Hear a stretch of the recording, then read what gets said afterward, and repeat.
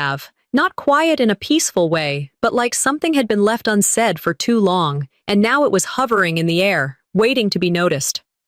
The venue sat beside the river, breeze soft, the late summer sun casting a golden haze on the water. My dress was one I designed myself, simple, structured, and something I didn't need approval on. I stood by the full-length mirror, adjusting a fold near the hip, then turned away. Approval was never going to come from them, anyway. Rowan came up behind me and gently squeezed my shoulder. Still no word? I shook my head, phone in hand. No calls, no texts. I already knew better, but I kept checking. Like some part of me hadn't given up on the idea that maybe, just maybe, they'd surprise me today. It's not a big wedding, I said aloud, not really to him, but I hope it's big enough for them to care. He didn't respond. Just kissed the top of my head and left me to finish getting ready. 1 week before the wedding, I sent the invitation again. No RSVP, no acknowledgement, just silence. And then, 2 days later, a text from my father. We'll try to make it. They'd used that phrase for everything. Birthdays, graduations, my first art exhibit in college. We'll try was their way of saying no without ever having to say it. Still, I printed their name cards. Reserved 2 seats at the front, center aisle, best view. I even folded a napkin into a daisy, tucked it under the place setting, the same little flower I used on their wedding invite. Maybe I was too sentimental, or maybe I was just holding on to something that never existed. Nicole, my best friend, once told me, "You're always saving chairs for people who won't sit with you." She wasn't wrong, but I had to save them anyway, because if I didn't, I'd have to admit I was never really part of the picture. The music started. Light piano, soft and familiar. I took a breath and stepped forward, 1 step, then another. I kept my chin up, eyes ahead, but somewhere in that split second before reaching the middle, I glanced at the front row. Their seats were empty. I saw the name cards, perfectly centered. The ribbon I had tied with trembling hands, nothing out of place, except the people who were supposed to be there. A beat skipped inside my chest. Maybe they're stuck in traffic, I thought. Maybe their flight got delayed. Maybe they didn't know the time. But I knew better. I had always known better. Rowan's gaze met mine from the end of the aisle. He was calm, grounded, there, and somehow that was enough to keep me moving. If I just kept walking, maybe I could pretend the absence wasn't there. Maybe I could trick myself into thinking it didn't matter anymore. The reception was beautiful, warm. Rowan's parents made toasts that made people laugh and tear up. The cake was perfect. Nicole danced barefoot with her girlfriend under the string lights, wine glasses swinging in hand, but my eyes kept drifting. To the front row, to the 2 chairs no one dared to touch. They sat like ghosts at a feast, visible, untouchable. Nicole noticed. Of course she did. She always does. Without saying anything, she walked over and took one of the chairs away. Just like that, like she was clearing a space that never should have been promised. She came back, stood beside me, her voice low. "You still thought they'd come, didn't you?" I didn't say anything at first. My throat was already burning. Then I whispered, "Just once. I wanted to be the reason they showed up." Delaney never had to wonder about that. My sister was the main character in our parents' lives. When she got married, they flew across the country, hosted a rehearsal dinner with matching napkins, had a hashtag campaign, even hired a videographer. My milestones, they were always nice, not headline-worthy, and not worth a plane ticket. Once on my 25th birthday, I made reservations for dinner. My mom texted at the last minute. "Delaney's fundraiser ran late. We'll make it up to you." They never did. I kept thinking maybe I just hadn't earned it. That if I worked harder, got better reviews, landed bigger clients, made something that went viral, they'd turn their heads. But even my wedding wasn't shiny enough to make them stay. Late that night, after everyone left, I sat alone in the bridal suite. The lights dimmed, makeup half worn off, heels on the floor. The dress hung across a chair like it had given up, too. I pulled out the RSVP list from my clutch, ran my finger over the names. Joseph and Ruth Ann Vaughn. Pending. I took out my sketch pad, drew 2 chairs, same style I had used at the ceremony, this time under a spotlight. Empty. echoing, waiting for no one. Some people don't need to scream to make you feel invisible. They just don't show up. We got home sometime after 10. The drive back was quiet, not the kind of silence that follows a fight, or even sadness. It was the kind you sit inside when nothing needs to be said because everything already happened, and it happened without you. Rowan parked the car without asking if I wanted to go anywhere else. I didn't. He walked ahead, opened the door, and held it for me without a word. I slipped off my shoes the moment we stepped in. He bent down, picked them up, and placed them gently by the door. I poured myself a glass of wine without looking at him. I don't remember sitting down, just remember the weight in my legs and the slight pressure in my chest. Not grief, not anger, something between. That numbness where you're not sure if you're exhausted or if your body's just trying to protect you. I picked up my phone, not because I was expecting anything, but because that's what we do. Reflex, scroll, tap, disconnect. A notification blinked on the screen. Vaughn family tagged in a post. Oahu. My thumb moved before my brain did. I tapped. The video played automatically. Joseph and Ruth Ann were on a beach, laughing, holding drinks with little umbrellas in them. Delaney in a white sundress. Jace standing beside her with his arm proudly around her waist. Someone said, "Aloha," in the background. Then Ruth Ann lifted her glass and smiled. "To our real celebration," she said. That's when everything stopped. No one mentioned my name. No one said why they weren't at my wedding, just hours earlier. They were there, laughing, drinking, toasting, while I was staring at empty chairs and tying daisies to napkins like a fool. I didn't move, didn't blink. I wasn't even breathing right. The air felt thick. Rowan walked in and saw the screen. He didn't need to ask. He sat beside me and placed his hand gently on my back. It's funny, the way pain arrives. I thought I'd feel it like a punch. But it didn't hit. It settled, slowly, like cold water rising in a tub you didn't realize was filling up until your chest was under. I didn't cry. My body didn't know what to do with the moment, so it did nothing. You'd think after a lifetime of being overlooked, it wouldn't hurt anymore. But that's the trick. You never get used to it. You just get better at pretending you did. They chose her, every single time. Rowan opened his mouth, but I shook my head. "Don't," I whispered. "I need to feel this first." He didn't push. The apartment stayed quiet. Outside, the city kept moving like it didn't know what had just cracked open inside me. A little past midnight, Nicole's message came through. "Are you okay? I just saw the video." I didn't answer. I didn't know how. I scrolled up to an older message from her, a few weeks back, when she told me, "If they hurt you again, don't let it be quiet." I read that line 4 times. 5. I'd always made it quiet. Always gave them space to step on me without making noise, like a floorboard that learned not to squeak. I thought silence made me strong. But maybe it just made me invisible. The next message came from Mara, Rowan's cousin. She sent a photo. "Found this at their house earlier this week. Thought you should know." It was a picture of my wedding invitation, crumpled, sitting on a side table next to a pair of reading glasses and a coffee-stained coaster. Behind it, on the wall, framed in glass, was Delaney's engagement invitation, elegant, centered. I stared at the image for a while. "I wasn't forgotten," I finally said aloud. "I was discarded. That's worse." Rowan didn't say anything. He didn't need to. He stood up, turned off the hallway light, and left me alone with my thoughts. The city outside hummed its same quiet rhythm. Somewhere, someone was probably still dancing. Somewhere else, someone else was probably still being celebrated. But not me. Not tonight. I stood in the kitchen, barefoot, still in my wedding dress. The hem was dirty, slightly torn where someone stepped on it earlier. I didn't care. I opened the drawer and pulled out my sketch pad. Sat at the table. The page was blank. I didn't draw. I didn't need lines this time. I wrote one sentence. "They don't get to narrate me anymore." I tore the page clean and pinned it to the fridge. I tried to go back to work the Monday after, sat down with a fresh cup of coffee, opened a blank file on my laptop, and stared at the screen for a full hour without typing a word. Grief isn't always about death. Sometimes it's realizing how much you excuse just to feel like you belonged. There's a strange kind of ache in silence. When people fail you quietly, it takes time to notice.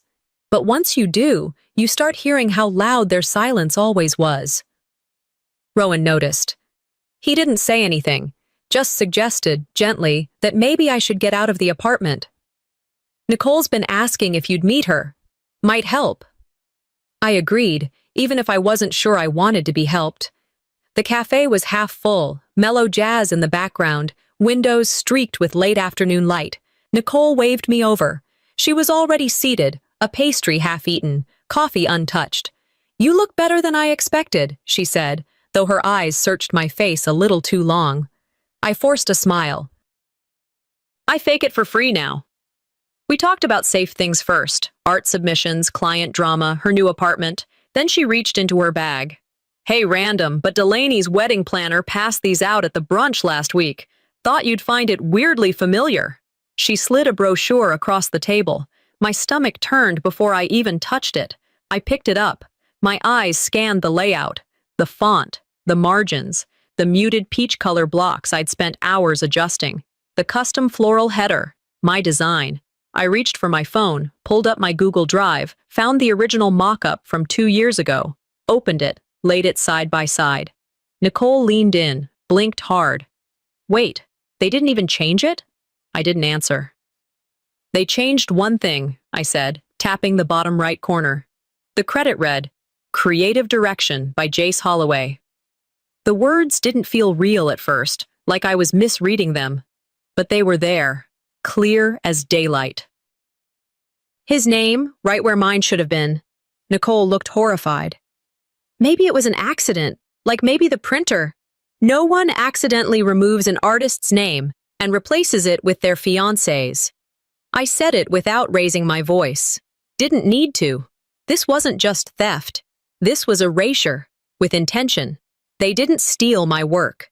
They took credit for something I bled into, then acted like it was theirs all along. 2 years ago, over lunch at our parents' house, I showed Delaney my sketches. She called them elegant and said I made things look more important than they were. Jace had watched silently that day, arms folded, nodding now and then. He asked about my color theory choices, how I layer transparency in Illustrator. At the time, I thought he was being supportive. He was collecting. I see it now. They took my work like someone taking a family recipe, then adding salt and claiming it as their own. Nicole looked at me, waiting for something. Maybe a breakdown. Maybe a scream. "I'm not going to yell into the void they built," I said, putting my phone away. "But they'll hear me, just not the way they expect." That night, I opened my old files, dug up timestamps, exported PDFs, screenshots of drafts, email threads with Delaney asking for design help just for fun. Then I started a new file. Title, What They Took. It was clean. Side-by-side visuals. Original versus published. Each slide quiet, factual, impossible to argue. I didn't put my name on it. I submitted it to a local design journal anonymously. Just enough traction to whisper the truth in places where they liked to pretend everything was polished and deserved. Rowan found me in the middle of it all, surrounded by printouts, folders, a half-eaten sandwich from hours earlier. "You okay?" "I will be." And for the first time in days, I meant it. I uploaded the last file, closed my laptop, leaned back in my chair. Not vindicated, but clear-headed. Then my phone dinged. New email. Subject, Delaney's bridal celebration, finalized brochure for print. I opened it. High-res files attached. Even more of my design reused. Same headers, same icon set, same structure. And a message, "Ellery, I hope you're doing okay. Jace had to jump in since you never officially submitted anything. I'm sure you understand. 2 weeks. That's how long it took before the next message came in. This time from Delaney. Brunch at Jace's parents' place this Sunday. Just family, low-key. Hope you'll come. Let's keep the peace." Rowan read over my shoulder. His brow furrowed like he wanted to say something, but he didn't. I could see it, though. He didn't trust the invitation. Neither did I. But I went anyway, not for reconciliation. Not because I was ready to forgive anything. Sometimes you walk into a room, not to be welcomed, but to witness what they say when they think you've gone quiet. The house was what I expected. Beige and polite. Every flower in the vase arranged just enough to feel sterile. The smell of cinnamon rolls, sprayed linen, and forced friendliness. Jace's mother greeted me with a tight-lipped smile. "You must be Delaney's sister," she said. No name, no context. Throughout the morning, that's all I was. Delaney's sister. People asked what I did in a tone that made it clear they weren't really curious. One man said, "I hear Jace has an incredible design eye. That brochure was sharp." Delaney, standing just beside me, smiled and replied, "He really outdid himself." I kept my face still, smiled, nodded, made a comment about the weather, but inside, something scraped bone. Near the end of the event, people started gathering dishes. I offered to help. Maybe I needed the distraction. Maybe I just wanted something to do with my hands. As I bent down to pick up a tray, a small voice tugged at my sleeve. It was my niece, Delaney's daughter. She looked up at me, all innocence and curly hair. "Are you Mommy's helper?" Time didn't freeze. It cracked. "Something like that," I said, standing up straight. She didn't mean anything by it. She was just a kid. But kids see what they're shown. When you've been erased long enough, even the next generation forgets you were ever meant to be there. I excused myself, made my way to the bathroom, locked the door, and stood in front of the mirror. Almost cried, but didn't. Back home that night, I sat on the edge of the bed, scrolling through junk mail. Then, a forwarded thread popped up. The subject line read, "Ellery's little artsy moment, so tragic it's sweet." My hand stiffened around the phone. It was from Ruth Ann, meant for someone else. The body of the email read, "At least she didn't make a scene. Let her have her little show. It's harmless." Rowan glanced over. He saw my face before I could hide it. He didn't ask. He just waited. I didn't say anything. I deleted the email, not because it didn't matter, because it mattered too much. I opened my laptop, created a blank document, titled it, "What I Heard While You Thought I Was Silent." And then I started writing. Not for them, not out of anger, but because it was time I reclaimed my side of the story. They've been writing over me for years. Smiling while they scribbled me out of the frame, this time I'd signed my name. I didn't finish the letter, just saved it as a draft and closed the screen. Not angry, just alert. Rowan asked later that evening, "Are you going to say something to them?" "Not yet," I said, "but they're going to feel it when I do." My voice came out even, almost too even. The next day, Mara texted, "Just a heads up," she wrote. "I overheard Jace's mom referring to you as the arts and crafts girl." She laughed, thought it was clever. I stared at the message for a while. Then I typed, "Thanks for the heads up. They're not ready for what I'm building." I opened my sketchbook. Page 1, a long dining table, beautifully set. At the head, 2 chairs, empty. The call came late in the morning. I was rinsing out a mug when my phone buzzed on the counter. Weldon. It had been weeks. Not a word after the wedding. I should have let it go to voicemail, but part of me still answered. His tone was casual, dry, as if we'd spoken just yesterday. "How are things?" he asked. I didn't respond. He continued, unfazed. "Listen, I wanted to touch base about a loan we floated for you back in college. We're needing to settle a few things ahead of Delaney's wedding. Thought this might be the right time for you to contribute." I stood there, phone pressed to my ear, dish towel in hand, staring at nothing. "So," I said slowly, "you skipped my wedding, and now you're sending me the bill for hers?" There was a pause, then he laughed. Not mean, just dismissive. "You got what you wanted, didn't you? A quiet day." That's what he called it, a quiet day. I said nothing more. Just ended the call and stood there in the kitchen until Rowan walked in, noticed the way my hands were clenched, and said nothing. Later, I sat down with my laptop, pulled up every financial record I had, loan receipts, tuition statements, payment histories. I'd paid for it all. Every last cent of college came from freelance projects, late nights, skipped meals, and a stubborn belief that I shouldn't have to ask them for anything. But now they wanted credit for that too. Weldon said they'd sacrificed, that Ruth Ann had tightened the belt so I could graduate. That wasn't sacrifice. That was spin. I found an old email tucked in a forgotten folder. Ruth Ann's words, glowing with pride over Delaney's law school acceptance. "A true investment in our legacy," she wrote. "Not my name, not my effort, just theirs." I stared at the screen longer than I should have, my stomach in knots, not from sadness, but from the cold realization that they'd rewritten the past so well, they actually believed it. That afternoon, I stopped by their house. Ruth Ann had asked me to return a book months ago, and I finally gave in.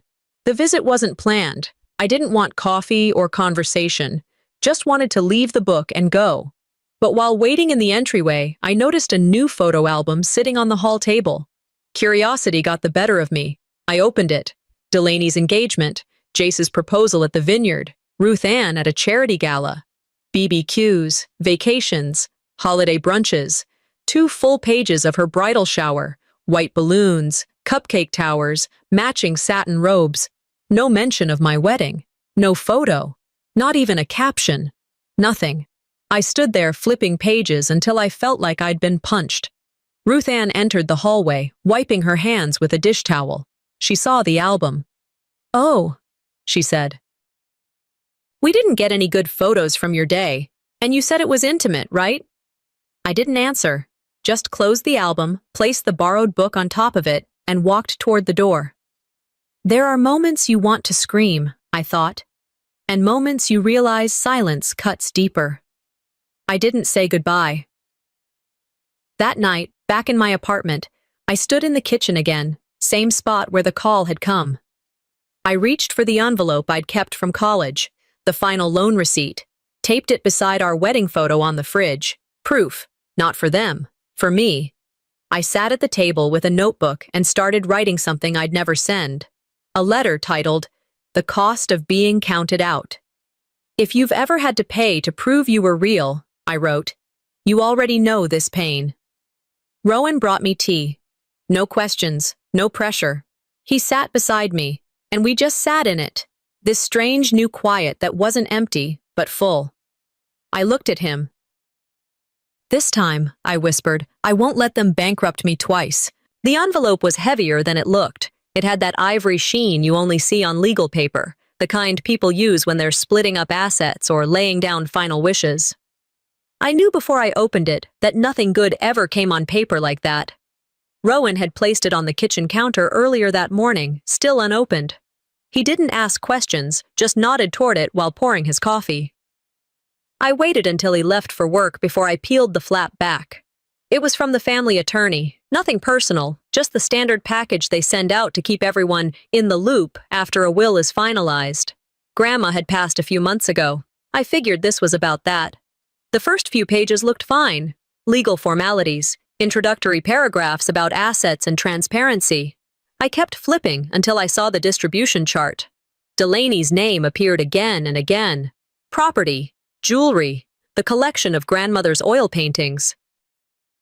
Even a few savings accounts I didn't know existed. My name? Nowhere. Not even as an alternate. At the bottom of the page was a footnote. Per adjusted beneficiary instructions dated 2 years prior. I put the paper down. No tears. Just that dull, echoing hollowness in my chest again. When I was 10, I'd drawn a picture of our house and wrote "ours" in big bubble letters at the top. I'd labeled each stick figure with names. Mom, Dad, Delaney, me. I remembered that sketch like it was hanging in front of me again. The law can't break your heart, but the people who sign their names can. Delaney was listed as executor. Ruth Ann and Weldon were listed as the reasoning for adjustments. Everything was neat, tidy, cold. Rowan came home later that evening. I didn't show him the papers until after dinner. He read them in silence and then set them down carefully. "So now it's on paper," he said. 2 days passed before Weldon called. He didn't ask how I was. He didn't bring up the document, not directly. Instead, he said, "We always admired how you did things your own way. You always claimed you wanted to be independent. We respected that." I said nothing. "You chose your path, Ellery," he continued. "We're honoring it." Honoring it, that's what he called it. He wrapped exclusion in a compliment, like a gift nobody asked for. At the end of the call, he added, You'll understand once you have a family of your own. I almost said it. I do. You just weren't invited. But I didn't. He hung up thinking he'd done the right thing. That's what scared me most. Later that night, I went digging through old boxes under the bed, found the sketchbook from my childhood. There it was. Page 3. The family house. Stick figures again. Me had a heart over the head. Delaney had a star. Ruth Ann, a crown. Weldon's figure had keys. Even back then, I must have known where I stood. Maybe it was never mine to lose. Just mine to stop chasing. The next morning, Ruth Ann sent a message. Hope you received the documents. We didn't want to blindside you. No apology, no invitation to talk, just a cold receipt of something I was never even offered. I typed a reply. You've never blinded me. I was born in your shadow. Then I hit delete, not out of fear, out of power. Sometimes silence isn't weakness, it's a boundary. That afternoon, I stood in front of the fridge. I took down the photo from the wedding, the one where I looked genuinely happy. Beside it, I pinned a copy of the final loan receipt from college, my proof that I did it on my own. Then I scanned the will, printed it, and taped it beside them both. Above that trio, I placed a new sketch. It was the family house again. Only this time, it was just me and Rowan standing outside. No one else. Caption below. Redefining family. One truth at a time. And I walked away from the wall without looking back. Nicole had asked me to bring something new, not something finished, not something polished, just something honest. I hesitated for days. In the end, I brought a sketch titled Placeholders. 2 ornate chairs, no people, no labels, just space where belonging was supposed to go. The gallery was a small converted warehouse just off the old streetcar line. Raw walls, track lighting, folding chairs in the back. No pretense, just local art, quiet conversation, and people who understood what it meant to create something that might never be seen. Rowan and Mara came with me. Neither said much in the car, didn't need to. I carried the piece in under my arm and set it up myself. No ceremony, no explanation. I didn't want applause, I told myself. I just wanted space where I didn't feel erased. The room slowly filled. People murmured polite hellos, drifted between paintings, sipped wine out of plastic cups. Mara and I stood near the back wall. She looked at my piece longer than most. I need to say something, she said after a moment. Her voice didn't crack, but it trembled. I waited. I used to believe what they said about you. She looked down. I thought you were cold, ungrateful, always starting drama. That's how Ruth Ann always described you. And Delaney, she never contradicted it. I didn't flinch. Mara looked at me. I didn't know I'd been listening to the highlight reel of their narrative. She paused, then added, I'm sorry. I didn't offer her forgiveness, but I nodded. At least you stopped the story when you knew it was wrong. Maybe truth doesn't always need revenge. Maybe it just needs revision. Later, as more guests arrived, I stood near my piece and watched a stranger sit down on a folding chair, just in front of it. He studied the 2 empty chairs in the sketch, then turned to the person beside him, didn't know I was in earshot, and said, Funny how she even included the empty chairs. Drama runs in the family, huh? I didn't react, just stood there. Let it land. Nicole stepped forward, lips already parting to say something, but I raised a hand. Let it be, I said quietly. People who mock pain always reveal their own fear of being ignored. That comment, that throwaway line, it didn't hurt the way it once might have. It just clarified things. That night, I worked late in the studio. Lights dimmed, window cracked open, autumn slipping in. I started a piece called Inheritance. Half-written statements, half-redacted lines, things I was told I couldn't be, things I became anyway. I didn't ask Rowan to bring coffee. He brought it anyway. He sat across from me. Didn't speak. Just watched. I didn't need his words. I just needed his presence. I'd been handing them silence as mercy. Maybe it was time I gave them truth as a mirror. I finished the piece the next morning. No title at the top. Just an image.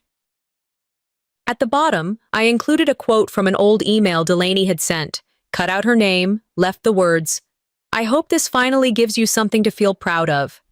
I paired it with the photo of my crumpled wedding invite, side by side, juxtaposed.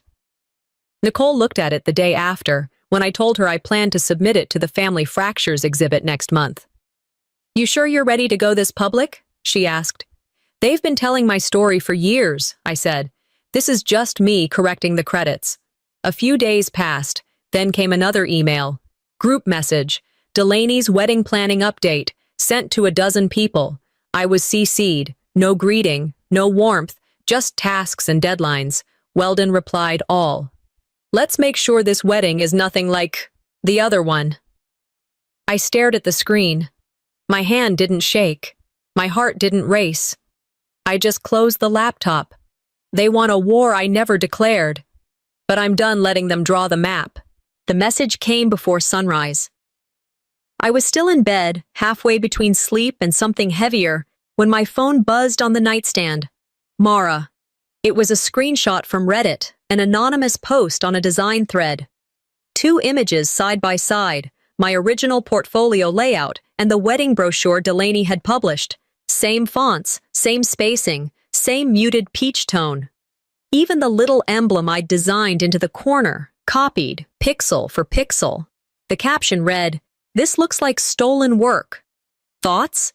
I stared at it, unsure whether to cry, laugh, or just close my eyes again and pretend it hadn't happened. But the comments kept coming in. "This designer deserves credit." "Wow, that's low." "Tag the real artist."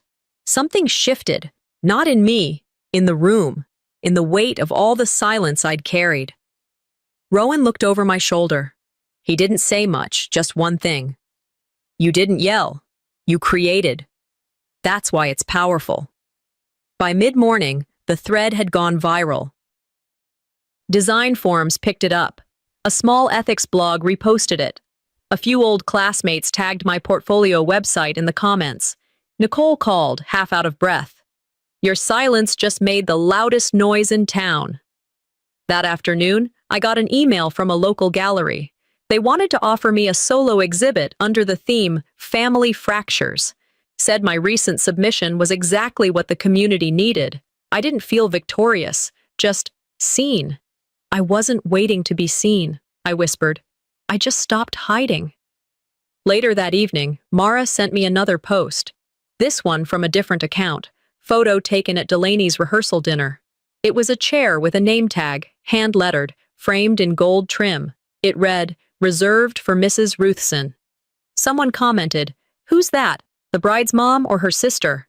Another reply, "Y'all, that was meant to be a jab. No way that's a mistake." I said nothing publicly, but I saved the image to my phone. Ruth Ann emailed me the next day. "We're being unfairly judged because you won't clarify the situation." That was her way of saying, "Fix what we broke," quietly. Delaney posted a vague update on Instagram. People forget what family means until they want followers. Jace deleted every trace of himself online, then issued a one-line apology in a design newsletter, blaming the mix-up on miscommunication. I never said a word to any of them. Instead, I submitted inheritance and placeholders to the gallery, under my name, fully visible. You don't fight lies by yelling louder. You fight them by standing where truth echoes longest. Opening night came faster than I expected. The exhibit was simple, clean white walls, warm lighting. People moved through the space slow, quiet, like they were walking through someone's memory. My final piece sat in the back room, a single chair drawn in charcoal, a tag taped above it, "Reserved for Mrs. Ruthson." No figure, just the chair. People stared at it longer than the rest. One woman, older, wearing a red scarf and trembling hands, stopped beside me. She leaned in and whispered, "Thank you for saying what some of us never could." I didn't cry, just nodded. It wasn't revenge. It was remembrance. 2 nights later, I sat at my desk and wrote a letter. Not to my family, not to anyone specific, just to the ones who had watched me disappear and never said a thing. "You can't control who writes your past," I wrote, "but you can decide who authors your next chapter." I posted it to my website. Quietly, no share buttons, no comment section, just truth. I didn't send it to Ruth Ann, or Delaney, or Weldon. They'd never read it anyway. That night, Rowan came home with a bottle of cider and 2 glasses. He poured one, handed it to me, and said, "To the fire you never started." I raised my glass. "I didn't burn the house down," I said. "I just opened all the windows." The message came like it always did, dry, impersonal, and just vague enough to dodge accountability. "Hope you've processed everything. Let's all move on for the holidays." Ruth Ann didn't even sign her name, just hit send like she was closing a business transaction. I read it 3 times. Not for clarity, but to remind myself it really existed. That even in their attempt at closure, I still wasn't invited to be part of it. They weren't moving on. They were moving past me. That's not the same thing. I didn't reply, didn't write a draft, didn't scream. I deleted it and felt nothing, not sadness, not rage, just done.